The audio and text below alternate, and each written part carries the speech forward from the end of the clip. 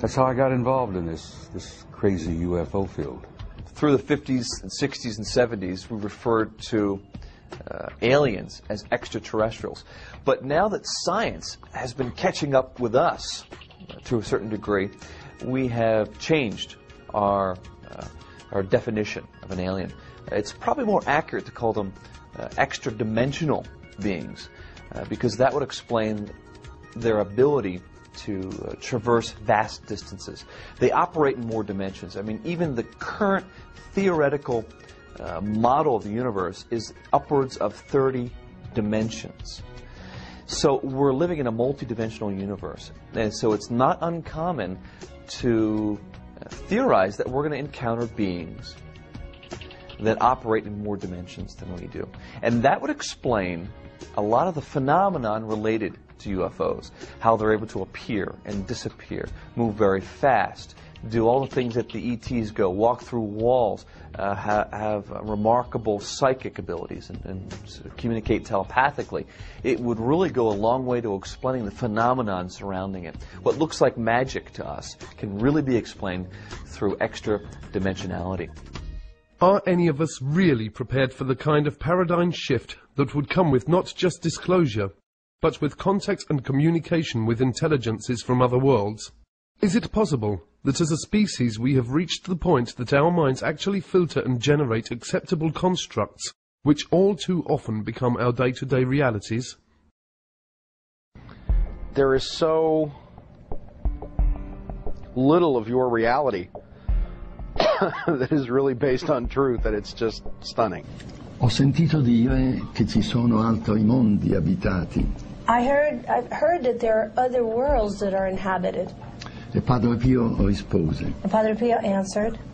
E che vorresti che solo noi, in questo piccolo pianeta che è il nostro mondo, amassimo Dio, ma ci saranno tanti altri mondi nei quali ameranno il Signore. Would you believe that it would just be our tiny world that would be giving glory to God? There has to be many more worlds, many more planets that exist with inhabitants that would be giving glory to God. It is not just us. If I told you that the very nature of the moon and Mars and most of the planets in the solar system is being kept from you for specific reasons, to make you think that you're completely alone and that these planets can't be colonized. Back in the 50s, the big question was, do they come from Mars or do they come from Venus? And by the 60s and 70s, we had gotten a little more sophisticated in our intellect and our thinking, and the question became, well, do they come from Alpha Centauri or Zeta Reticuli 4, Well, and then now we're up to the day, and we've got even more sophisticated, and now the question is, do they come from another planet, or do they come from another dimension? Or are they perhaps time travelers? Do they come from another time, okay? And in my study of all of this, I have kind of come to the conclusion that the answer is yes. The more you know about this field, it becomes almost paralyzing, because the more you know, the less you know. The more you know and the more open-minded you are about this, the more you realize that every answer you find just leads to a thousand more questions. Vast sums of money are being siphoned through these different agencies into the coffers of the CIA, which then forwards this money on to the DOD, and this money is funneled through the DOD and goes into the black projects which the DOD has direct oversight over. So the CIA is kind of like the bagman. It collects the money, it goes to the Department of Defense that actually administers how this money is going to be spent on different black projects. So the size, how much are we talking about? I think the best indication for just how much we're talking about here are the auditing irregularities that the Inspector General of the Department of Defense has himself identified. He identified in 3 years, it was 1998, 1999 and the year 2000.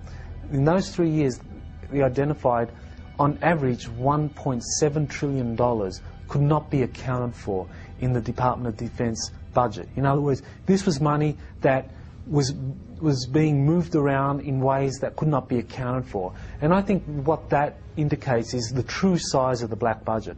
We're looking at an infrastructure that is funded by as much as $1.7 trillion a year. Now, when you consider that the whole Department of Defense budget officially is just over $400 billion, we're talking about a vast infrastructure that is 4 times greater than the entire Department of Defense budget.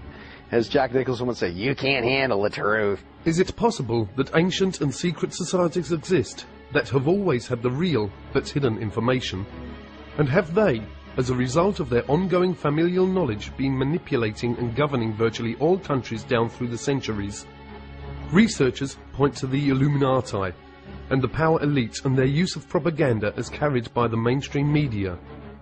Many believe that these powerful few actually control almost all information by implanting false knowledge and beliefs into our human collective reality. Essentially everything that you would want to know has been covered up.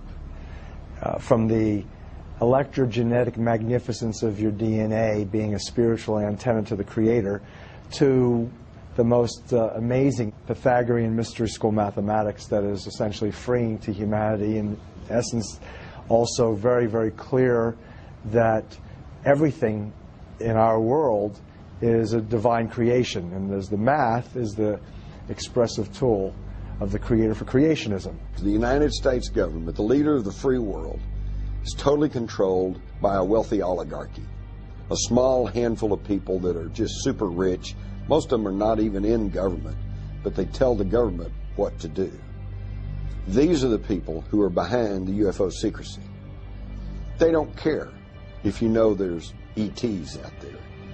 But if you know there's ETs out there, then you will know that there is alternative technology. And this could upset their monopolies over energy, fuel, transportation, communications, pharmaceuticals. And that's what they don't want. After all, who would continue to pay all these ever-increasing prices for gasoline that's polluting the air, choking us all, killing our kids? Why would we do that if we knew beyond any shadow of a doubt that there was non-polluting energy sources out there? This is what it's all about. It comes back to the old journalistic adage, follow the money. Everything has been covered up. The toxicities of the pharmaceuticals. You're not learning the truth about vaccinations. You're not learning the truth about various medications. The pharmaceutical industrialists, which I prefer to call the military, medical, petrochemical, pharmaceutical cartel, essentially has control of the media, the mainstream media, and so it has control over the mass mind.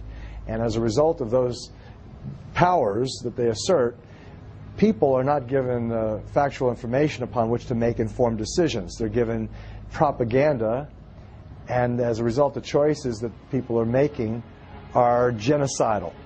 And I say genocidal with a strict definition, meaning the mass killing of people for economic, political, and or ideological reasons. And those pharmaceutical industrialists are intimately connected to those people who wish to control populations. They've published the literature, what their intent is, not only how best to control populations, why populations need to be controlled, but ultimately affecting the technologies that are in place to do just that. Currently, 50% reduction in general of the planet's population that has been targeted for elimination. The disclosure project is oriented towards putting together credible government documents and these witnesses so that there is an undeniable case made that this is real and not fictitious. It started really in early 1990s, and after I had briefed the President Clinton's first CIA director on this problem, it was made very clear to me that the executive branch of the U.S. government did not want to do this because, I'm quoting, the President was concerned he would end up like Jack Kennedy. I'm not kidding. That was said to me by President Clinton's closest friend. Could it be that much of what we believe is illusion? Is it possible that the history of human civilization is not as we have been told? Have we as people been purposefully dumbed down? And have our governments only served to strengthen the bonds that bind us to our ignorance, not only of our past, but of our present and potential future? Officials in these agencies no longer represent the best interests of humanity, but are now representing the interests of a particular extraterrestrial race that they have been compromised by. So we pay a heavy price if we don't make this open, if we don't bring in transparency and accountability into this whole process, it means that we don't know whether or not those that are behind the policies are actually implementing these policies for the best interest of humanity, which is what they claim, or for the best interest of a particular extraterrestrial race. Some of the questions that we must ask include, are there bases on our moon? Are there structures and life forms on Mars and many of the other local planets? Have our governments made deals and treaties with other life forms that affect the future of all of us on planet Earth?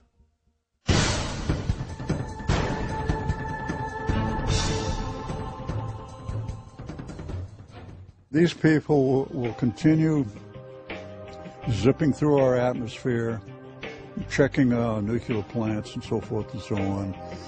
They have never been hostile. They pose no air security problems, whatever. The Air Force knows this, and the Air Force has made statements to that effect, that UFOs